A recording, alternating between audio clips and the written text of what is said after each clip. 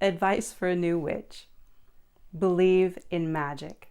I promise you won't regret it. Look for it in the world around you.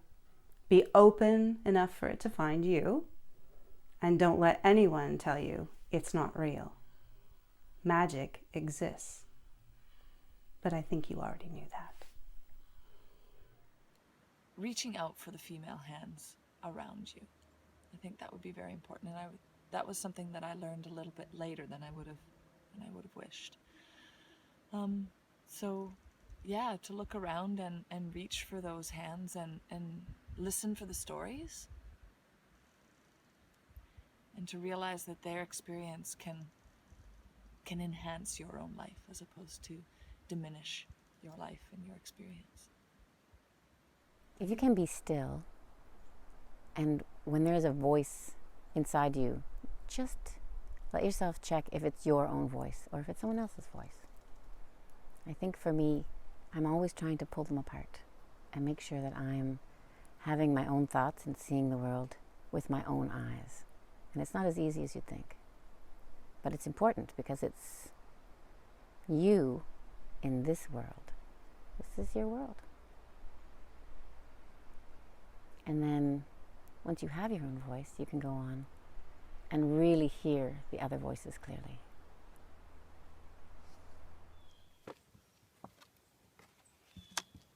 We are all, always, and already connected, interconnected. Respect this, for this is how we come to our power.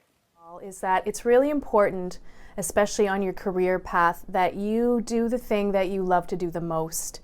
This is a thing that you're going to be spending hours of your day doing. So you don't want to do something just because your family thinks you should do it, because of the money. You want to do that thing that makes your heart sing, no matter what anybody says to you. I see a lot of clients who are sick because they're not doing what they really, really want to do. So please, find that thing. It doesn't matter if it's the silliest thing. I'm a belly dancing herbalist, and I'm feeding myself with that. As a bookseller, I am much better with other people's words than I am with my own. So I think I'm going to give a few words from my favorite witch.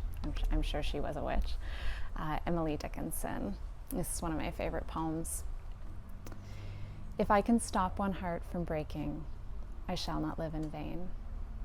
If I can ease one life the aching, or cool one pain, or help one fainting robin into his nest again, I shall not live in vain. My advice for young witches: don't let fear or the fear of anyone else dictate how you choose to live your life. And if you want to live an extraordinary life, just start living it. Just do it. And in it, you'll probably find some wonder and maybe even a little bit of magic. First thing I would say is always, always find your joy. No matter how small, you must always keep track of those little things that make you happy. Keep a hold of those, because then you have to bury the competition. Bury them. Make it no doubt whatsoever of who and what you are.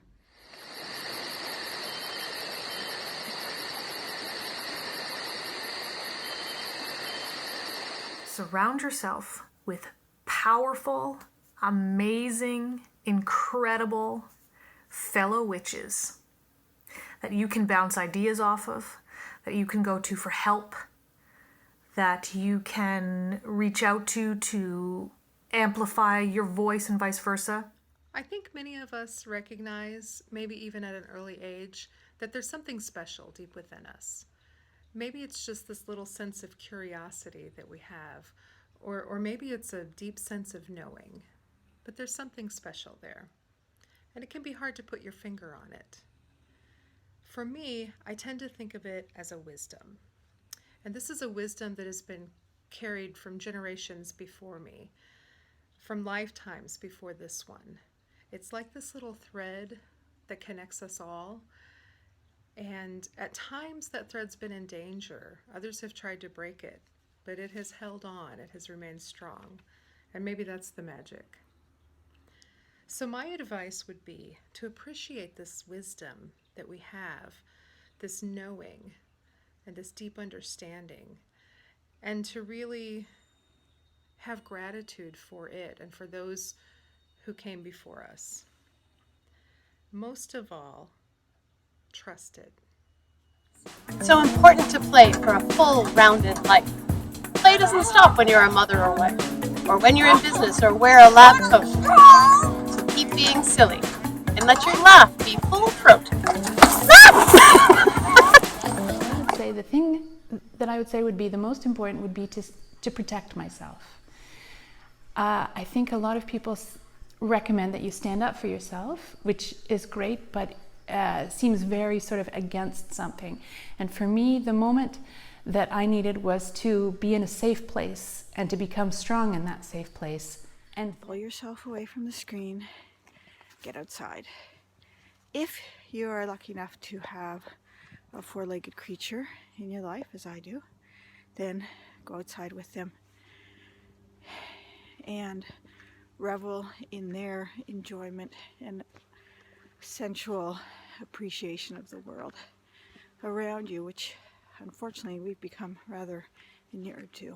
How you practice witchcraft is very personal to you, and don't let anyone tell you that it has to look a certain way, that you have to be part of a certain religion, that you have to be Wiccan or pagan, that you have to worship certain gods or do certain rituals or have an altar that looks a certain way in order to be a real witch.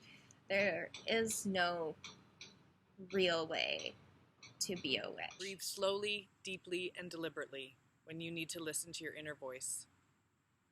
Think with your body, not just your mind. Look to the earth when you seek wisdom. She reveals everything amid her creations. Being a witch is not an either-or position. If you wish, you can maintain a connection to the spiritual tradition you grew up with. If possible, find a community of women, even one or two, that are also seeking to explore their spirituality. Be mentored by a crone. Walk a labyrinth. Lastly, the world is full of magic. Don't ever let anyone tell you different. Advice for a new witch. Believe in magic.